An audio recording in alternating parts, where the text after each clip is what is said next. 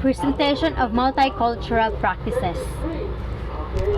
As you can see in the presentation, this is one of the examples of Filipino cultural and intercultural practices.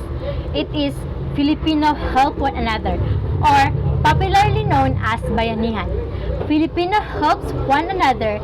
This is not expecting anything in return, so that undertaking their tasks and responsibilities become much easier. Sometimes this is called common spirit. For the gestures is beso-beso or cheek-to-cheek. This gestures was previously only common among members of high society. Eventually, show business in the Philippines picked up on it, and it has now become a routine greeting among Filipino women. While some women are comfortable practicing beso-beso with their male friends, it's not generally acceptable to do these gestures to someone you've met for the first time. The taboo in the Philippines are: avoid refusing meals at someone's house. Second, it is considered rude to talk to your superior as equals. Third, avoid addressing elders by the first name. Next is India. India cultural and intercultural practices is symbols fasting. Fasting is an integral part of Hindu culture. Fast or vrats or upvas are a way to represent your sincerity and resolve, or express your gratitude to the gods and goddesses. People throughout the country observe fast during various religious occasions. Some people also observe fast on different days of a week in a favor of particular god and goddesses associated with these specific days. It is widely believed that by doing so, you are depriving your body of a basic necessity and thus punishing yourself to cleanse of the sins that you have committed until the day of fast. Gestures, the nodding and shaking of head. The nodding gestures where the head is moved up and down or sometimes diagonally tilted to and fro shows approval. It is usually means acceptance or acknowledgement, like yes, okay, got it. While the other head shaking gestures where the head is shaking sideways in rapid motion denotes approval or denial. It usually means negative response, like no, don't know, and no idea. These gestures is quite neck-cracking, but once you understand it, you would realize that the person is not having a seizure. Taboo in India. First, sex. Second, divorce and remarriage. Sex has been seen as sin in our society.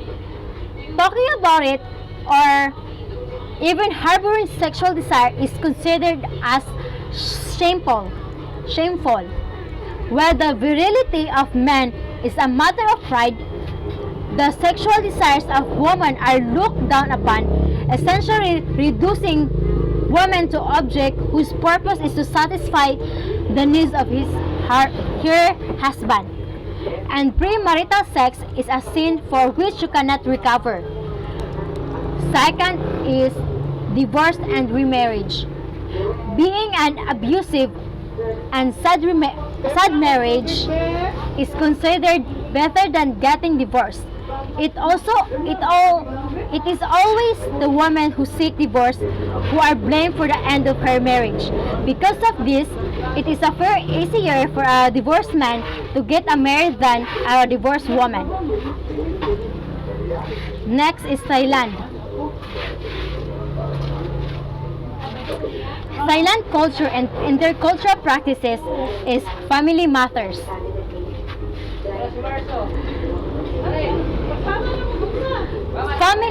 In Thailand, family almost always come first in Thailand, with a much greater emphasis placed on the extended family than is typically is in Western countries. If you're shocked by the numbering of siblings as a Thai person has, it's highly likely many of those are cousins. There's no word in Thailand for cousins, and people refer to cousins as their brothers and sisters. It's normally for extended families to live close to each other. with many Thais maintaining strong links with their homes villages even they move away for work. It's fairly common for children to be raised by grandparents or aunts and uncles. If their parents needs to work elsewhere, such is the rule of extended family is everyday life. Younger members of the family are expected to help take care of the older members. This can be financially or by doing a range of chores.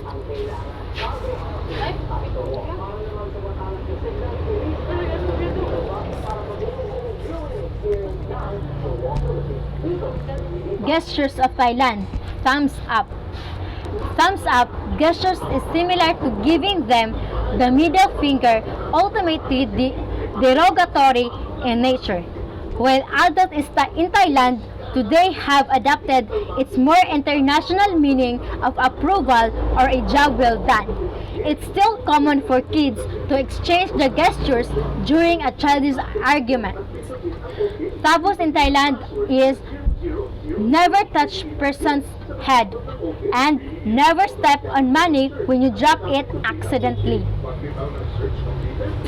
Never touch person's head because the head is considered to be the most important holy part of a person's body, and touching a Thai person's head will cause great offense. Never step money when you drop it by accident.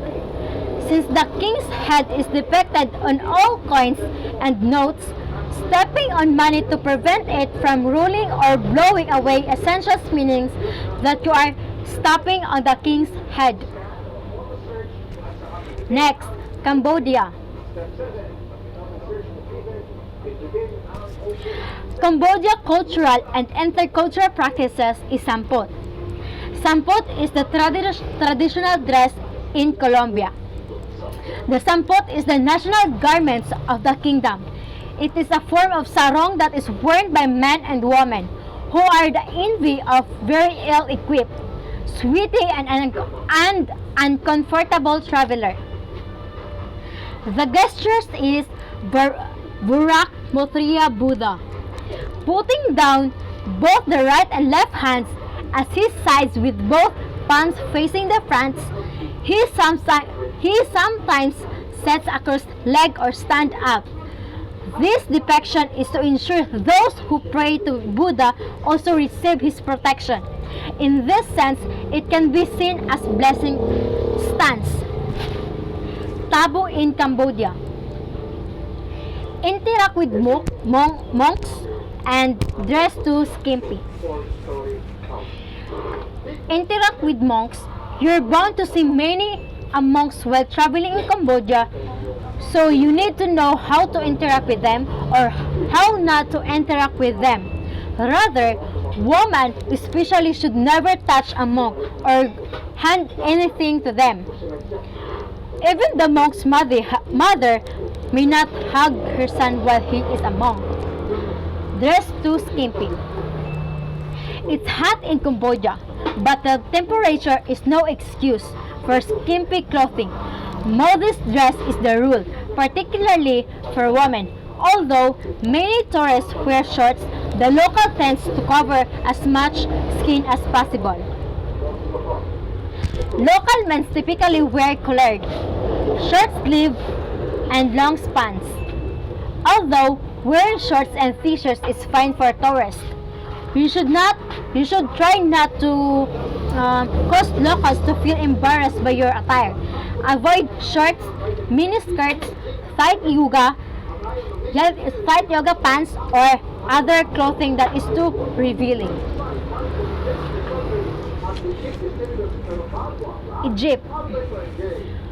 Egypt cultural and intercultural practices is beware of the black crows.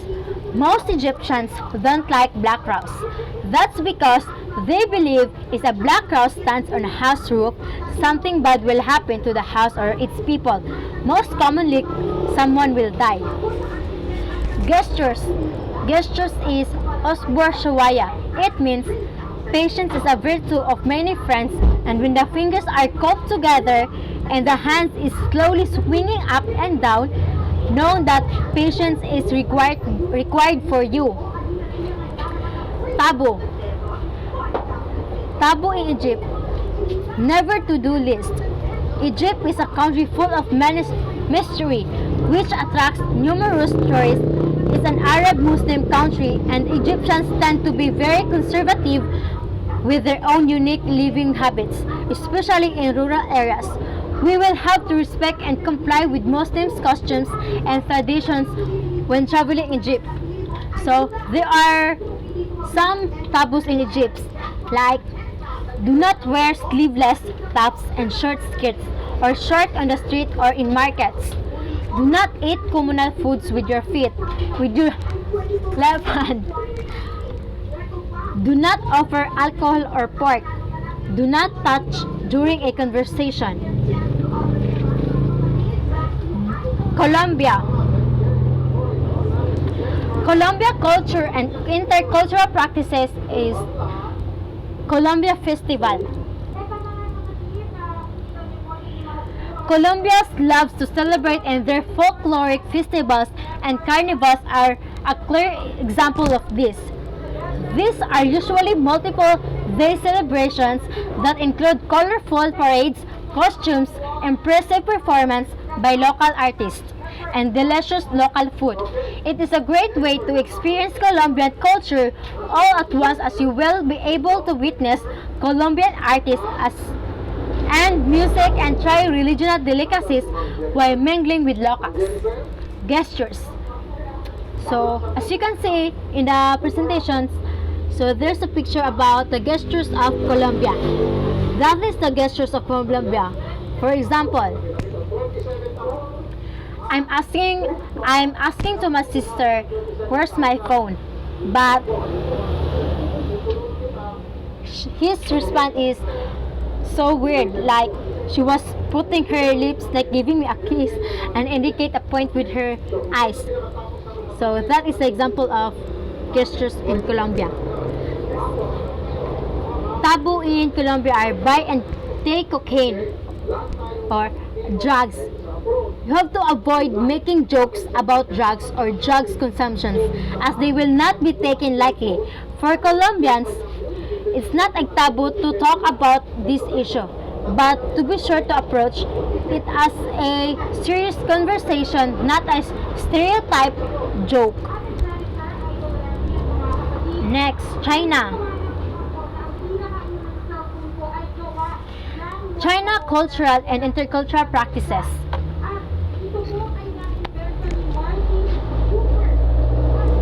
The example of cultural and intercultural practices in China is family are close as they come.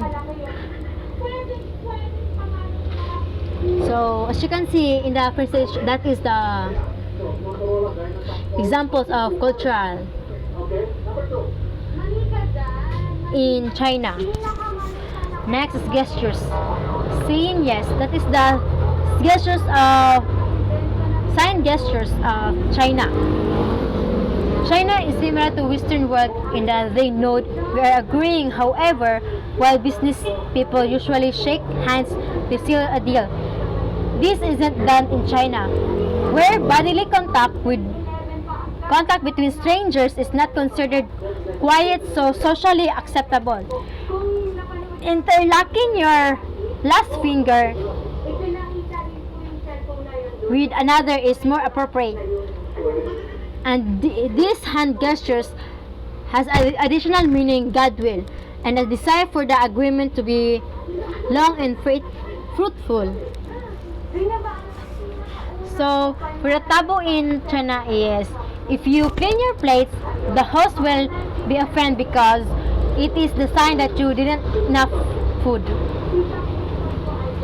Next, Canada.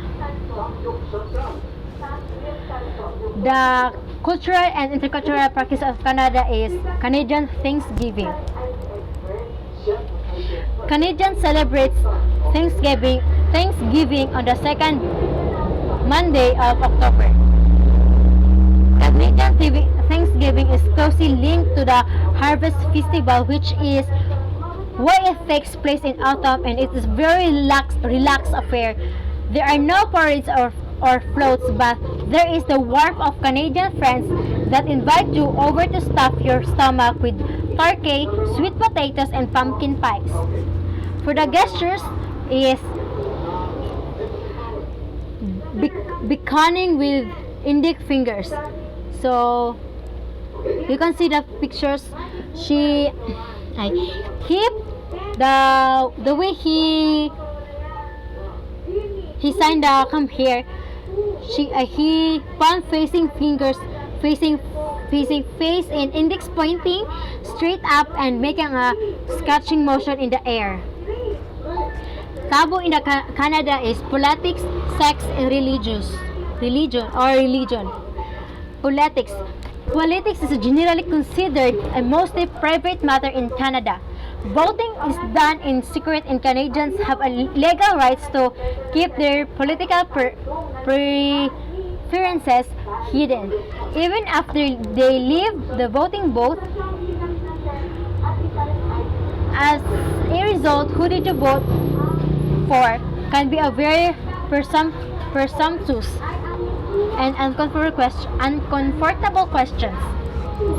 And even a close friend might react with offense if you ask that. So, next, sex. Sexuality explicit conversation can actually be illegal in Canada. In some contexts, making is the most sensitive social taboo of all. Both the Canadian Human Rights Act and the Human Rights Codes of the provinces have policies for forbidding sexual harassment, and court have ruled that proof of sexual harassment can be valid grounds for a lawsuit against an employer or co-worker. Sexual harassment includes conversational about sex that makes others feel uncomfortable or vulnerable, including excessively sexual compliments or come-ons, as well as decisions of one's own bedroom habits and interests. Most Canadians consider their sex lives as very private matter, and many regard hearing about other people's as unsettling, if not disgusting in most cases. Even mentioning things such as sex organs or sex acts is considered high tasteless in a public settings. For the religion is Canadians have widely different religious beliefs, and like political beliefs, these often reflect vastly different opinions on fundamental questions about life and society. Many of the most common Canadian faiths were actually founded in explicit opposition to one another, and thus promote theories of God and salvation that are mostly incompatible, and might portray non-believers as sinners or heretic of some forms or another. Next, Vietnam. Vietnam cultural and intercultural practices is water puppetry. Water puppetry is a deep-root folk arts of making puppets dancing in the water. It was derived from folk theaters in the traditional villages or Red River Delta as far as 11th century.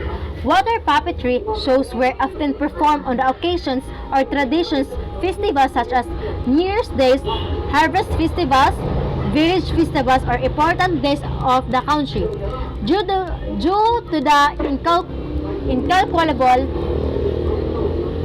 incalculable values in terms of arts and cultures, water puppetry has quickly become the traditional art of Vietnam. It was considered as intangible cultural heritage of Vietnamese people. For the gestures, to be polite, use your pinky finger when you want to point to something. Pointing with an open hand, palm facing down, is even more polite, but it's a bit overbroad for more situations. Taboo in Vietnam are: do not wear colorful clothes in funeral. Do not sweep your house on 3 days of Tet. Next is Laos. Laos cultural and intercultural practices is the traditional greetings of Loshan. That is the example of Laos traditional. Gestures for Laos is to becoming someone. Becoming someone to become someone, hold your hand palm downwards with the fingers pointing towards the ground and waggle them loosely. Beckoning with the palms wide may be considered rude. Avoid pointing as it is considered rude. It is normally courteous and expected to remove one's shoes before entering somebody's home. It is a required when entering Buddhist temple. Showing the sole of your bare feet is considered a rude gesture. Most lotions set in a way that hides the feet from views. Taboos is don't touch a monk, don't wear your shoes inside a home or temple. Do not touch the monk in Laos.